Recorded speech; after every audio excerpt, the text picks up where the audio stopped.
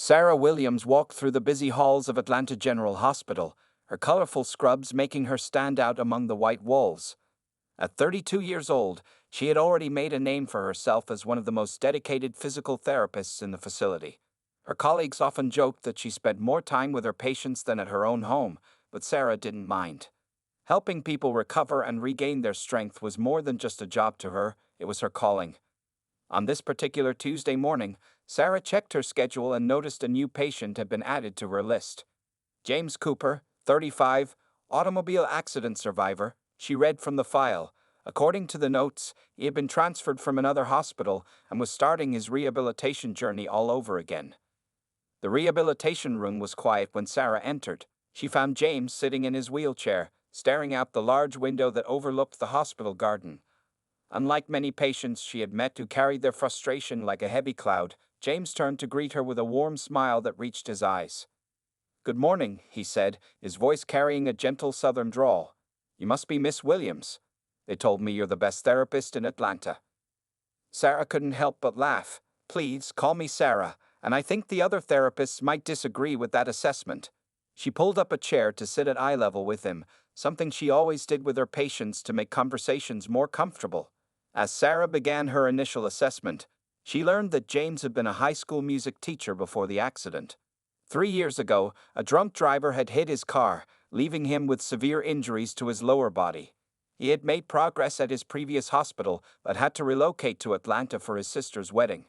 "So you're stuck with me now," he joked, watching as Sarah tested his leg mobility. What struck Sarah most wasn't James's physical condition. She had worked with many patients with similar injuries. It was his attitude that caught her attention. While explaining his previous therapy routine, he sprinkled in funny stories about his students and spoke about future plans as if his wheelchair was just a temporary inconvenience. "You know what I miss most?" James said during their session. "Teaching my students how to dance for prom. Every year, I hold special classes for those who had two left feet." Sarah looked up from where she was working on his leg exercises. "You taught dancing too?" "Sure did. Everything from waltz to hip-hop. Those kids were terrible at first, but by prom night, they'd be gliding across the floor like professionals." His eyes sparkled with the memory. The 1-hour session flew by quickly. As Sarah helped James with the final stretches, she noticed how he pushed himself to do just a little more each time, never complaining about the discomfort she knew he must be feeling. "Same time Thursday?" he asked as she wrote notes in his file. "Actually," Sarah replied, checking her schedule, "I have an opening tomorrow afternoon if you'd like to start intensive therapy sooner rather than later." James's face lit up. "Miss Williams, are you suggesting we see each other more often? Because my mama taught me that a gentleman should at least buy a lady dinner first." Sarah felt her cheeks warm slightly, but she kept her professional composure. "Well, Mr. Cooper, let's focus on getting you back on your feet first. Then we can discuss proper Southern etiquette." As she watched James wheel himself out of the therapy room, Sarah had a strange feeling that this patient was going to be different. She had always maintained strict professional boundaries with her patients, but something about James's genuine spirit and determination touched her heart in a way she hadn't expected. Later that evening, as Sarah filled out her patient reports, she found herself spending extra time on James's file. She drew up a detailed rehabilitation plan, one that would challenge him, but also build on his existing progress. What she didn't know then was that this was just the beginning of a journey that would change both their lives forever. In the hospital cafeteria that evening, Sarah's colleague Mary noticed her distraction. "Earth to Sarah, you've been stirring that coffee for 5 minutes straight." Sarah snapped out of her thoughts with a smile. "Just thinking about a new patient's therapy plan," she said, not ready to admit that it was James' warm smile and unwavering optimism that kept replaying in her mind. Over the next 3 months, Sarah and James's therapy sessions became the highlight of both their days. While other patients came and went, James remained consistent, working harder than anyone Sarah had ever treated. His dedication was inspiring, and soon other therapists and patients started noticing the special energy between them. One rainy afternoon, Sarah was surprised to find James waiting in the therapy room 15 minutes early, holding 2 cups of coffee from the hospital cafe. "I noticed you always drink coffee during your afternoon breaks," he said, extending 1 cup to her. "I hope you like caramel flavor. The cafe lady said it's your favorite." Sarah accepted the coffee with a smile, trying to ignore the butterflies in her stomach. "Thank you, James. But you really didn't have to." "I know," he replied, his eyes twinkling. "But I wanted to. Plus, I have something to show you." James reached into his backpack and pulled out a tablet. He pressed play on a video, and suddenly the room filled with the sound of teenagers laughing and music. It was a recording from his last year of teaching, showing him leading a group of awkward high school students through dance steps. "See, I wasn't making up those dance classes," he grinned. Sarah watched, fascinated by the way James in the video moved with such grace and patience, helping nervous teenagers find their rhythm.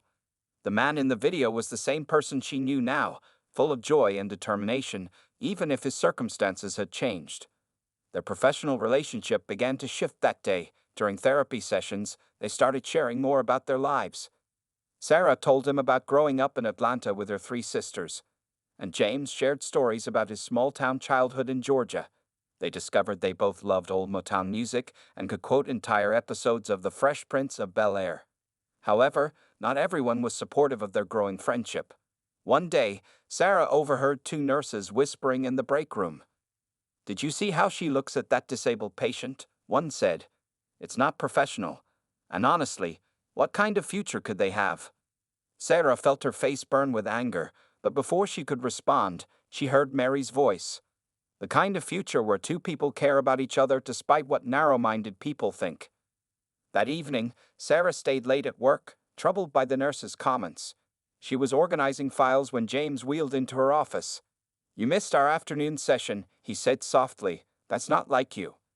Sarah looked up, feeling guilty. "I'm sorry, James. I just had a lot on my mind." James wheeled closer to her desk. "Is it because of what those nurses said?" "Yeah, word travels fast around here." Sarah sighed, putting down her files.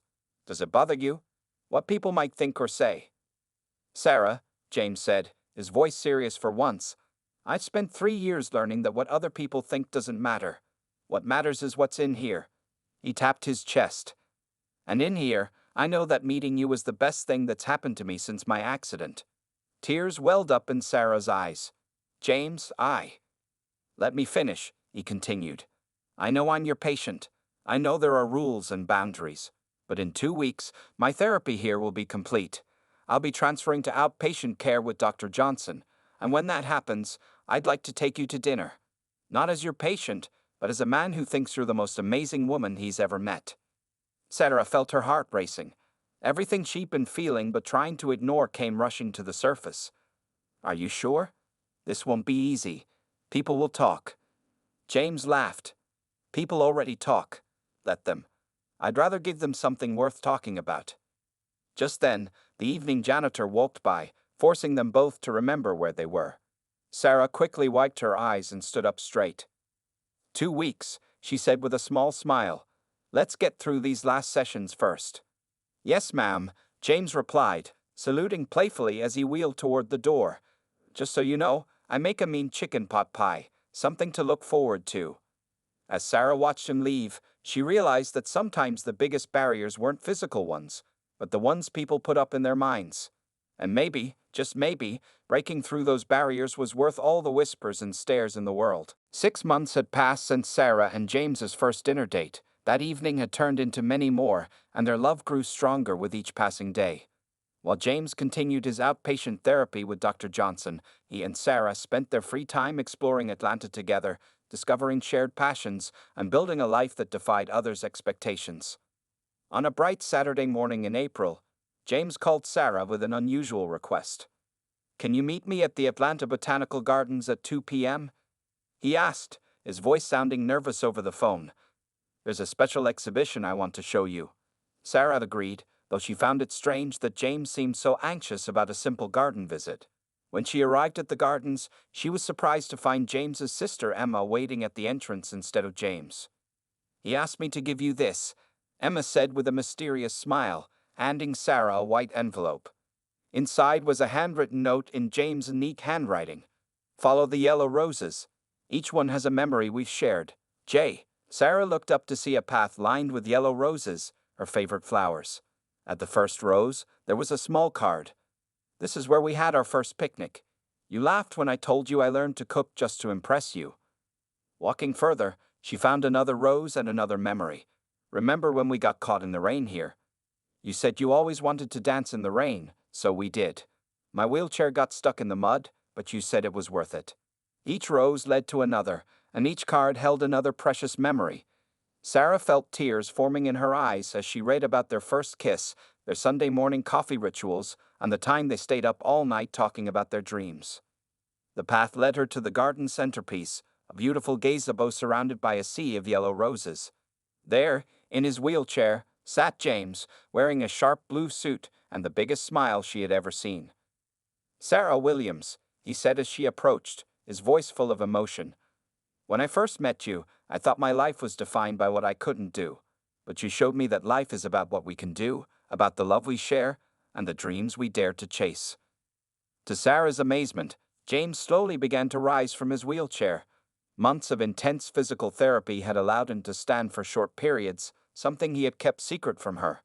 With the help of a cane, he stood before her, shaking slightly but determined. "I've been practicing this for weeks," he said, reaching into his pocket, "because I wanted to do this the right way." Sarah gasped as James carefully lowered himself onto one knee, pulling out a small velvet box. "Sarah, my beautiful Sarah," he continued, his voice trembling with emotion. "You never saw my wheelchair as a barrier. You saw me, just me. You loved me not despite my challenges, but with them, through them, and sometimes because of them." He opened the box, revealing a vintage-style ring with a small diamond surrounded by yellow sapphires. "This was my grandmother's ring. She told me to save it for someone extraordinary, someone who could see the beauty in life's imperfect moments." By now, tears were flowing freely down Sarah's cheeks. Through her tears, she noticed movement in the garden. Their families emerged from behind the flowers. Her parents, sisters, James's parents, and his siblings, all watching with joy and anticipation. "So, Sarah Williams," James said, looking up at her with eyes full of love, "would you do me the extraordinary honor of becoming my wife? Will you marry me, wheelchair and all, and continue making every day an adventure?" Sarah dropped to her knees beside him, not caring about her dress getting dirty. "Yes," she whispered, then louder, "Yes, 1,000 times yes." Their families erupted in cheers and applause as James slipped the ring onto her finger. Sarah helped him back into his wheelchair, and they shared a kiss that promised a lifetime of love and understanding. Later that evening, as their family celebrated at James's house, Sarah sat beside her new fiancé, admiring how the ring caught the light. "You know," James said softly, "this is just the beginning of our surprises." Sarah looked at him curiously, but he just smiled, keeping his secret about an even bigger surprise he was planning for their wedding day. The months following the proposal were filled with excitement, planning, and a few challenges that tested Sarah and James's relationship. Every weekend brought new decisions to make, from venue selections to flower arrangements, from music choices to menu tastings.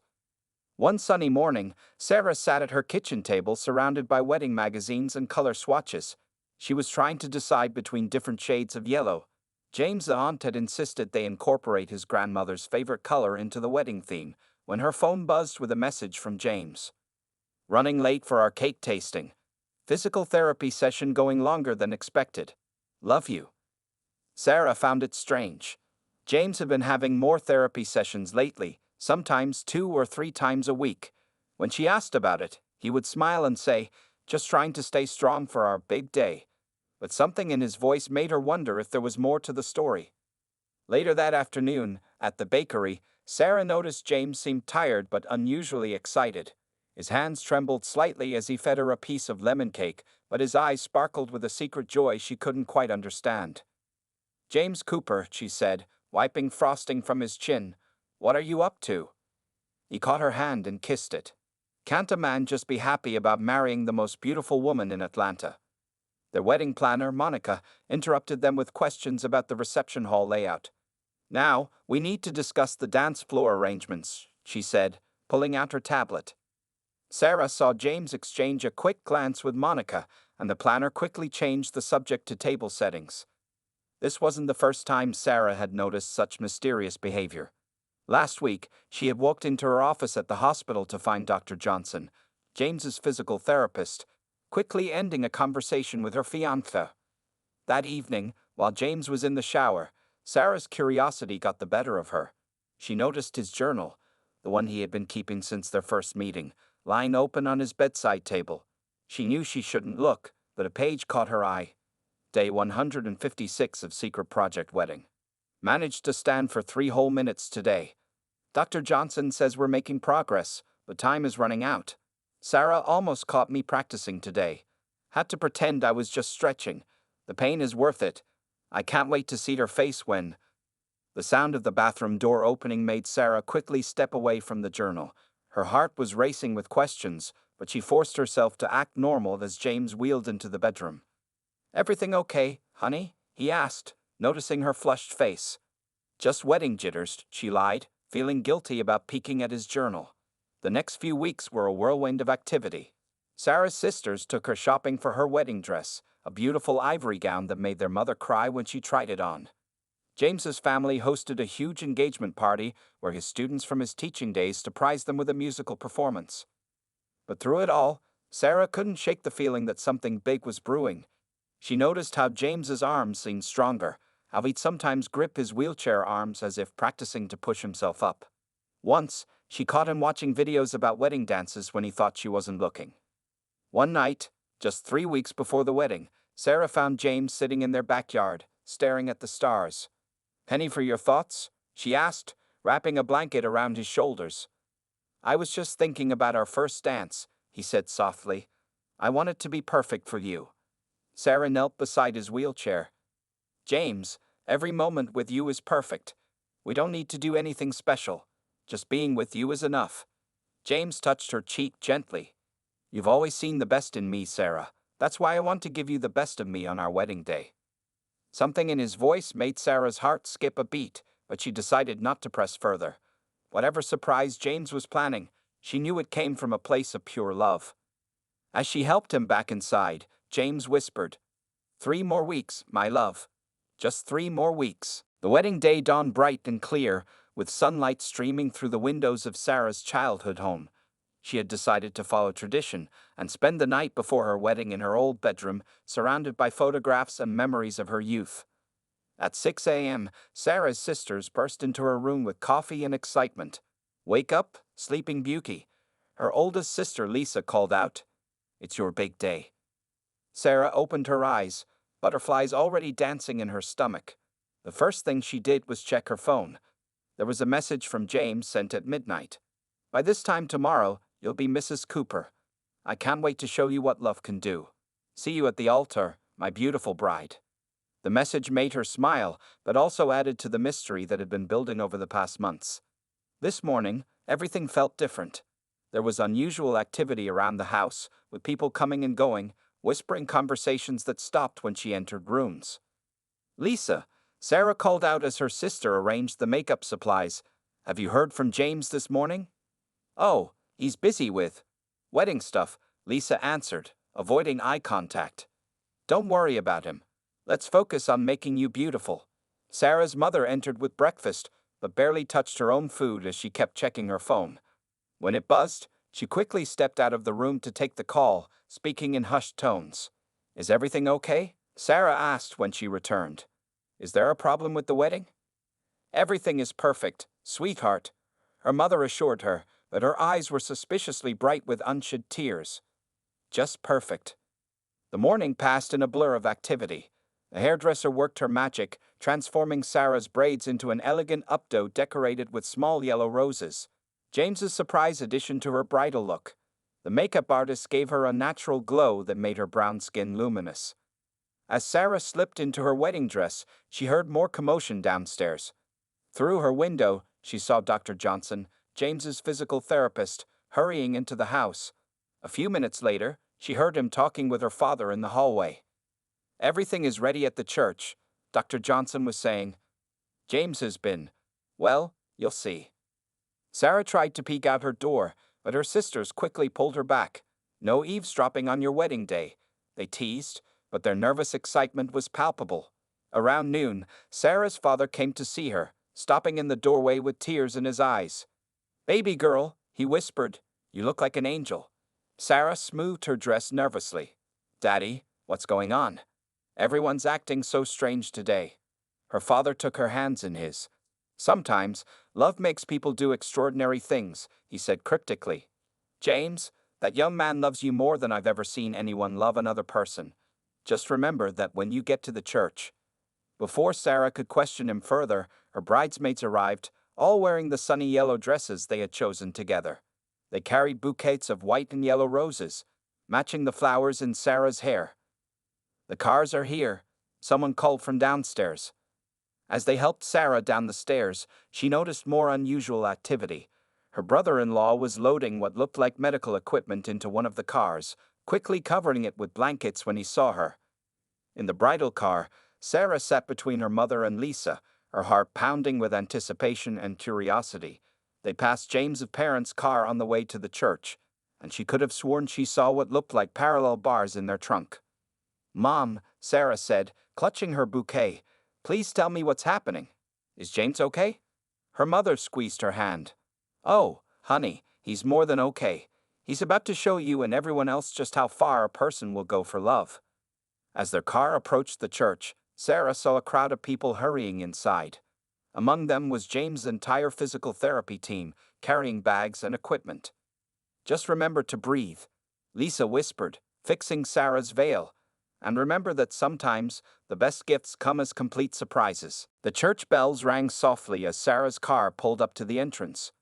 Through the stained glass windows, she could see shadows moving inside, and the sound of excited whispers reached her ears. Her father opened the car door, extending his hand to help her out. Ready, baby girl? He asked, his voice thick with emotion. Sarah took a deep breath, smoothing her wedding dress one last time. The ivory fabric sparkled in the afternoon sun, and her yellow and white rose bouquet trembled slightly in her hands. As she stood at the church entrance, she noticed something unusual. There seemed to be extra space cleared around the altar area. The music's about to start, her mother whispered, quickly hugging her before hurrying inside to take her seat. Sarah's bridesmaids lined up in front of her, their yellow dresses creating a sunny pathway. Her youngest sister, Angela, the last bridesmaid in line, turned and squeezed her hand. Remember, she whispered with a mysterious smile, no matter what happens in there, just keep walking toward James. The church doors opened wide, and the first notes of At Last, their chosen wedding song, filled the air. One by one, her bridesmaids began their walk down the aisle. Through the doorway, Sarah could see the church was packed. James's former students filled several rows, and all of his physical therapy team sat together near the front. Finally, it was her turn. Sarah's father tucked her arm into his, and they stepped into the doorway. The congregation rose to their feet, and a collective gasp filled the church as they saw her. But Sarah barely noticed. Her eyes were fixed on the altar, where James waited in his wheelchair. He looked handsome in his black tuxedo, with a yellow rose boutonniere matching her bouquet.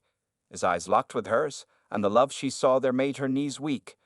But there was something else in his expression too, anticipation, nervousness, and excitement all mixed together. As Sarah began her walk down the aisle, she noticed more unusual details.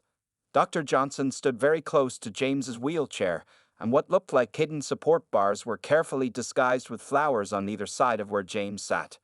James's brother Michael stood next to him, looking tense and ready, as if waiting for something. The walk felt both eternal and too short.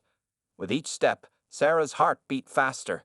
She passed rows of smiling faces, some already dabbing at tears, but many wearing expressions of excited anticipation. James's mother sat in the front row, clutching a handkerchief and nodding encouragingly at her son. When Sarah reached the altar, her father kissed her cheek and placed her hand in James's outstretched one. His palm was warm and slightly sweaty, unusual for James, who was always calm and collected. "You look beautiful," James whispered, his voice shaking with emotion. The pastor stepped forward and began the ceremony. "Dearly beloved," he said, "we are gathered here today to witness the union of Sarah Williams and James Cooper. Their love story reminds us that true love knows no boundaries, and that with faith and determination, anything is possible." Sarah noticed James take a deep breath at these words, squeezing her hand tighter. The pastor continued with the ceremony, but Sarah could feel a building tension in the church, as if everyone was holding their breath, waiting for something. They reached the part where they would exchange their vows. The pastor turned to James first, but instead of immediately beginning his vows, James looked up at Sarah with determination in his eyes. "Before I say my vows," he said, his voice carrying through the church, "I want to show you what love can do, what you've inspired me to do." Dr. Johnson stepped forward, and Michael moved closer to his brother's wheelchair. The congregation sat forward in their seats. Sarah's heart pounded so hard she could hear it in her ears. "Sarah," James said, gripping the carefully hidden support bars beside his wheelchair, "you've shown me that love can break any barrier. Now let me show you what your love has helped me accomplish." The church fell completely silent. Even the birds outside seemed to pause their singing. Every eye was fixed on James as he placed his hands firmly on the support bars, and Sarah realized that the moment everyone had been preparing for was about to happen. Time seemed to stand still in the church as James gripped the support bars. With determination etched on his face, he began to push himself up from his wheelchair. Dr. Johnson stood close by, ready to help if needed, but James shook his head slightly. He wanted to do this on his own. Sarah's hands flew to her mouth as she watched her soon-to-be husband slowly rise from the wheelchair he had used since they first met. The congregation held their collective breath. Some people were already crying, others were recording the moment on their phones, but everyone was completely silent. James's arms shook with effort as he straightened them against the bars. His legs, strengthened by months of secret therapy sessions, gradually took his weight. Sweat beaded on his forehead, but his eyes never left Sarah's face. Inch by inch, he rose until he was standing at his full height of 6 feet. "Oh my God," Sarah whispered through her tears. "Oh my God, James." The church erupted in applause and cheers, but James wasn't done yet. With careful, practiced movements, he took his hands off the support bars. Dr. Johnson quickly removed them, leaving James standing independently before his bride. "Sarah," James said, his voice thick with emotion, "for the past 6 months, I've been working toward this moment. Every extra therapy session, every time I said I was busy, every mysterious appointment, it was all for this. I wanted to stand before God and our families and look into your eyes as I make you my wife." Tears streamed down Sarah's face as she realized the magnitude of what James had accomplished. All those secret meetings, the whispered conversations, the extra therapy sessions, everything made sense now. "The doctors said I might never stand again," James continued, his voice growing stronger. "But they didn't know about the power of love. Your love, Sarah, gave me the strength to push beyond what anyone thought was possible." The pastor, who had been in on the surprise all along, stepped forward with a box of tissues for Sarah. Her makeup was running, but she didn't care. Her heart was so full of love and pride for the man standing before her that nothing else mattered. James's mother sobbed openly in the front row, while his father beamed with pride. Sarah's family was equally emotional, her sisters holding on to each other as they watched the miraculous moment unfold. "I promised you surprises," James said with a small smile, "but I'm not done yet." He nodded to the church organist, who began playing the familiar tune, "Can't Help Falling in Love," the song that had been playing during their first kiss. With trembling but determined steps, James closed the small distance between them. The physical therapy team watched anxiously, but their months of work had paid off. James's movements were slow but steady as he took Sarah's hands in his. "Now," he said, looking into her eyes, "I can properly do this." He lifted her hands to his lips and kissed them softly. "Sarah Williams, I love you more than life itself. Will you accept these vows from a man who stands before you, body, heart, and soul?" The church was so quiet you could hear a pin drop. Sarah, overwhelmed with emotion, could barely speak through her tears. But she managed to whisper, "Yes, yes, 1,000 times yes." The pastor stepped forward again, smiling broadly. "Well, I think we can all agree that this is a moment none of us will ever forget. Shall we proceed with the vows?" As they exchanged their wedding vows, James remained standing, though Sarah could see the effort it took. His legs trembled slightly, but his voice was strong and clear as he promised to love, honor, and cherish her for all the days of his life. When the pastor finally pronounced them husband and wife, James took Sarah's face in his hands and kissed her. The church erupted in the loudest applause yet, with people standing, cheering, and wiping away tears. "I love you, Mrs. Cooper," James whispered against her lips. "I love you too," Sarah replied, her heart so full it felt like it might burst. "You amazing, wonderful man." As they turned to face their guests as husband and wife, James leaned close to her ear and whispered, "Just wait until you see what I've planned for our first dance." The wedding reception was held in a beautifully decorated ballroom at the Atlanta Grand Hotel. Yellow and white roses covered every table, and soft lighting created a magical atmosphere. But the real magic was yet to come, and everyone knew it. As guests enjoyed their dinner, they kept glancing at the empty dance floor. The DJ's announcement of the first dance was met with immediate silence as everyone turned their attention to the newlyweds. Sarah sat next to James, who had returned to his wheelchair after the ceremony to conserve his strength. "Ladies and gentlemen," the DJ announced, "please welcome Mr. and Mrs. Cooper for their first dance as husband and wife." James wheeled himself to the center of the dance floor with Sarah walking beside him, her hand resting gently on his shoulder. The opening notes of "At Last" by Etta James filled the room, the same song Sarah had walked down the aisle to, but this time with a special purpose. "Ready for one more surprise?" James asked, looking up at his wife with a mischievous smile. Dr. Johnson and Michael stepped forward again, but this time they weren't alone. James's entire physical therapy team positioned themselves discreetly around the dance floor. This time, when James stood up, he did it with practiced ease, though Sarah could still see the concentration on his face. "For 3 months," James said, loud enough for everyone to hear, "I've been practicing this dance. Every step, every turn, all for this moment." He took Sarah's hand in his and placed his other hand on her waist.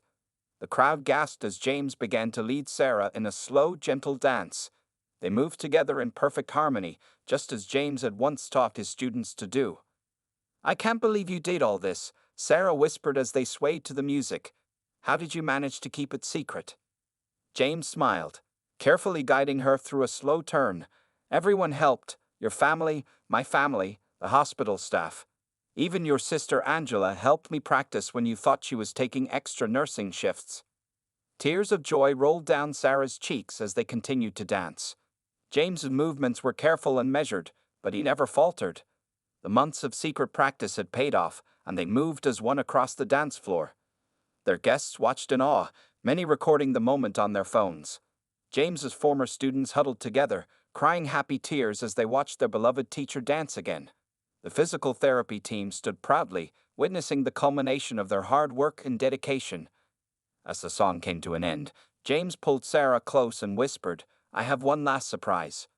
With that, he slowly dipped her, a move they had never practiced, but one he had been determined to perfect. The room erupted in cheers and applause. When the dance ended, both families rushed to the dance floor. There wasn't a dry eye in the room. James's mother hugged them both, unable to speak through her tears.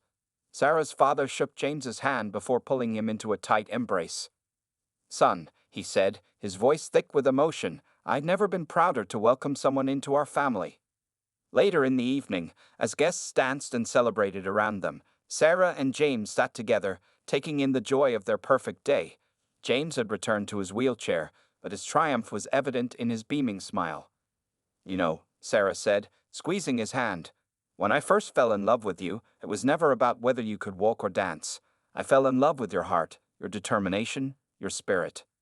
"I know," James replied, bringing her hand to his lips. "But I wanted to show everyone that love really can move mountains, or in my case, help a man stand up and dance with his bride." A small group of children from the hospital where Sarah worked approached their table. One little girl in a wheelchair looked at James with wonder in her eyes. "Dr. Sarah," she said, "does this mean anything is possible?" James leaned forward in his chair. "Yes, sweetheart, it does. With love, determination, and people who believe in you, anything is possible." As the reception continued into the night, Sarah and James's story spread through social media. Local news stations picked up the story, and soon their wedding video went viral. But for Sarah and James, the greatest triumph wasn't in the standing or the dancing. It was in showing the world that love knows no boundaries, and that with enough faith and determination, miracles can happen. Their wedding day marked not just the beginning of their marriage, but the start of a new chapter in their lives. Together, they planned to share their story and inspire others, proving that true love can overcome any obstacle, break any barrier, and make dreams come true.